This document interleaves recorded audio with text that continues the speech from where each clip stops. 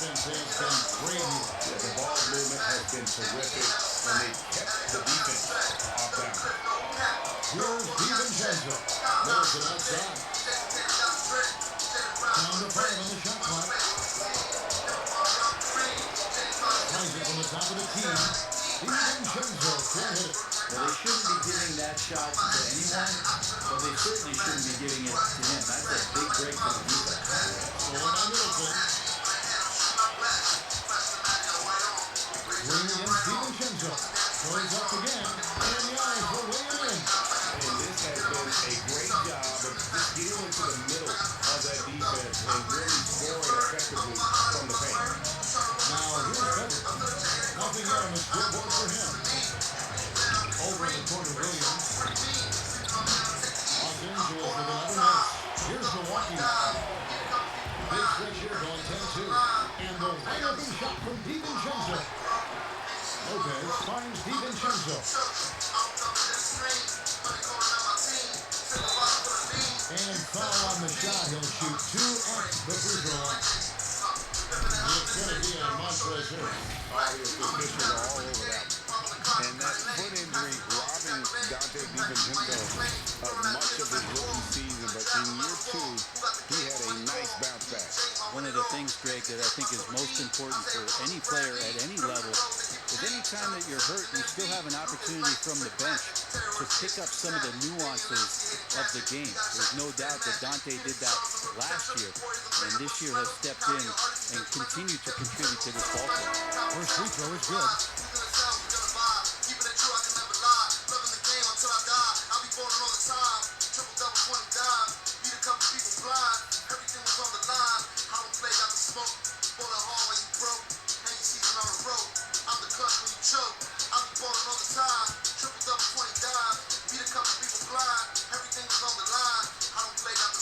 And good on the second, so he makes them both.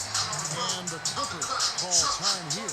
Giving up a run here, can they turn it around? It's hard to say right now. At this point, I've seen the coaches run through 2 or 3 iterations of defense. Is there a 4th? I'm not sure.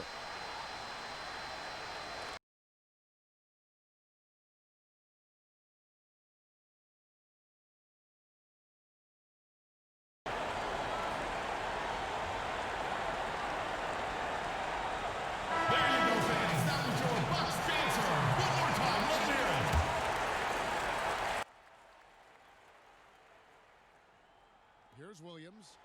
He's still scoreless so far in this one.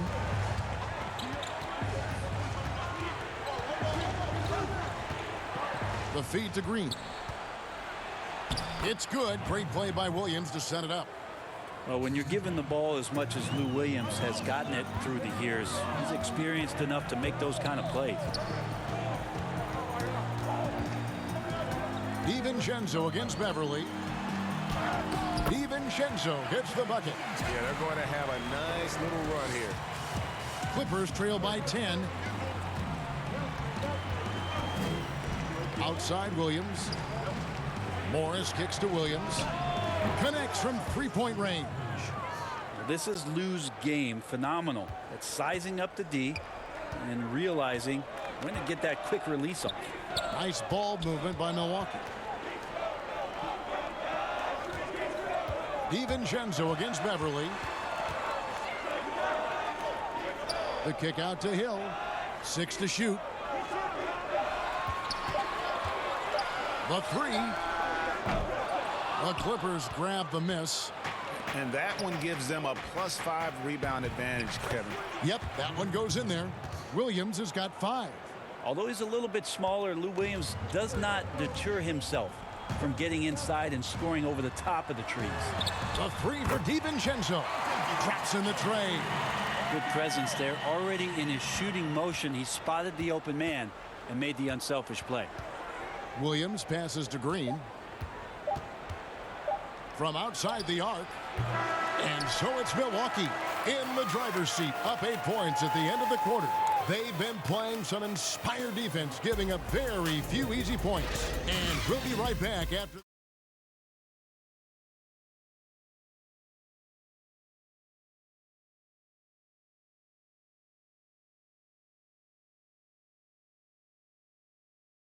stands out to you from the Bucks in this one? Well, their effort on the defensive end has set the tone for this game. Yeah, defense has been infectious here as everybody stepping up aggressively on that end. Greg, with your son getting drafted, you joined the ranks of some historic NBA father-son duos. You know, I got the opportunity to play with Arvydas Sabonis in Portland, and remember Domantas as a little kid. No now kidding. He's an all-star last year. You know, I think you're going to have an influx of that in the coming years. Dwayne Wade's son is a terrific player. We know about LeBron's son's ability. He's possibly heading to the league one day. You just never know. I'm as a dad, it's going to get the opportunity to watch his son play excited, but I think you're going to see more of this in the future. Cole and Greg Anthony. I like the way that sounds. And now, brought to you by Gatorade, all fueled up and ready to go. Let's reset our lineups. And Milwaukee, looking at who they've got. They've got Kyle Korver, Robin Lopez out there with George Hill. And it's Ilyasova in at the power forward. Now, there are only a few players in the league who can hit a teammate like that in stride. Beautiful assist. Pass to Lopez. Over Harrell. Rebound by Harrell. Clippers trail by 8. Outside Leonard.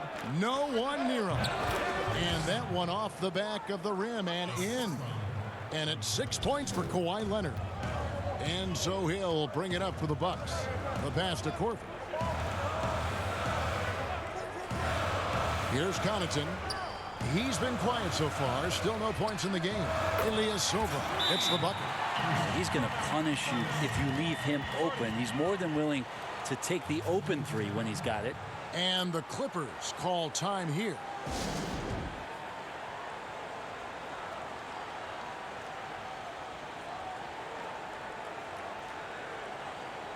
Williams, he's checked in for Milwaukee. Matthews comes in for Pat Connaughton. The Clippers also making some changes. Zubac is checked in for Montrezl Harrell. Paul George comes in for JaMychal Green. And Landry Shamet subbed in for Patrick Beverley. Now, here's Shamet. Outside, George. Passes to Zubac. Clock at 6. The Clippers need to get off a shot. And that one's good, George. Yeah, the chemistry has been terrific. Really impressed with their offensive execution. Matthews scanning the floor. The kick out to Williams. No good on the shot. A bit long that time. Clippers trail by 7. Outside Jackson. Up top Leonard. Back to Jackson. Lets it go with a 3. Rebounded by Korver. Well, even though he misses that one, the defense has got to talk about that. And that's a bad miscue. And you can't give up looks like that all game long. Leonard against Lopez. The shot's good. Now just a 5-point Milwaukee lead. Really, with that level of speed and power, it is so difficult to keep Leonard from scoring on the drive. And in a player empowerment era, no greater power move than Kawhi Leonard's last year. Fresh off a Finals MVP with the Raptors, he signed with his hometown Clippers and compelled a trade for Paul George. Think about that 14-month run where Kawhi Leonard made his way to Toronto, a team that was on the cusp for many seasons. Goes there, wins the MVP and the championship for the Raptors, and then ends up in his hometown of Los Angeles to try to do the same for the Clippers. Now that's getting it done and writing your own story. Well, when you get into a system, your first system in the league where you share the ball, Kawhi Leonard keeping his head up and finding the open man. And in the second quarter, a little under 3.5 minutes played already. And Milwaukee calls their first time out of the game.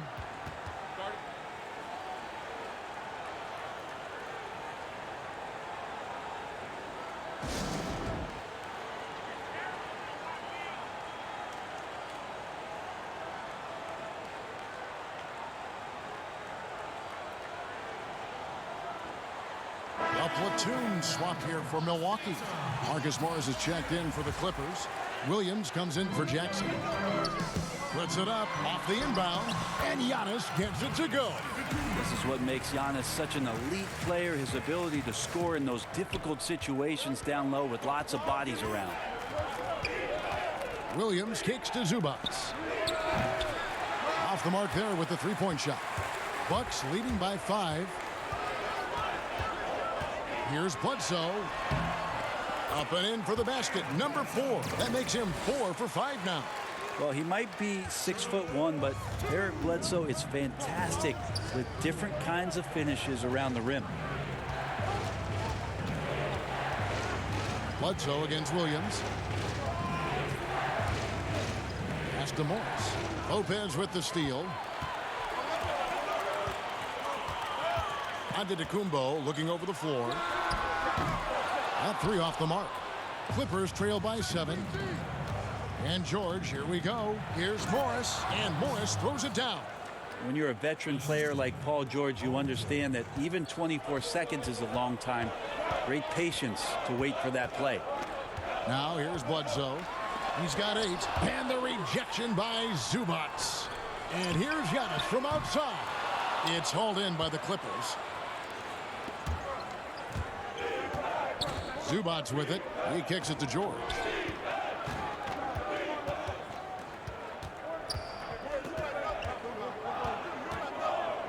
There's 57 seconds left in the first half.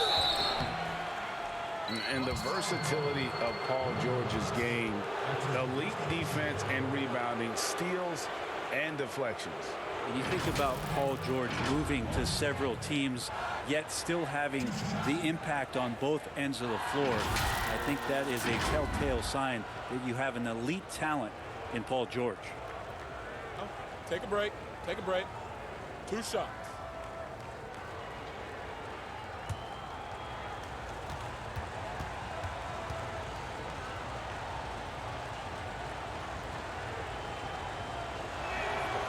That free throw, no good. Well, probably a little draft in the arena tonight. He's the last guy you expect to miss the mark by that much. Absolutely.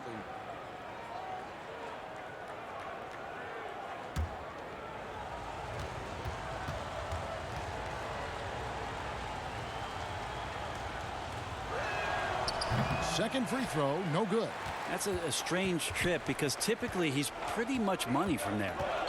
And we heard Shaquille O'Neal bestow his Superman nickname on Giannis Antetokounmpo, and rightfully so. The Greek freak, the most dominant paint scorer since Shaq himself.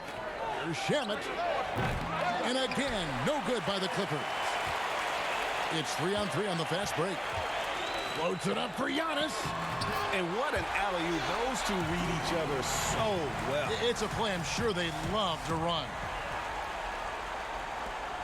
30 seconds left in the first half. Williams against Bledsoe. Feeds it to Morris. Outside, George. Back to Morris. 6 on the shot clock. Williams passes to Morris. Over Bledsoe. And the Clippers miss again. The 19-foot shot, basket good. And now an 11-point Bucks lead. So important for this offense that when you get opportunities like that, a player can knock them down. This time it's Bledsoe. And so it's the Milwaukee Bucks holding on to an 11-point cushion as we get ready to take a break. The defensive work they've done against Paul George has been a big factor. He hasn't done anywhere near the kind of damage we expected. We'll return shortly.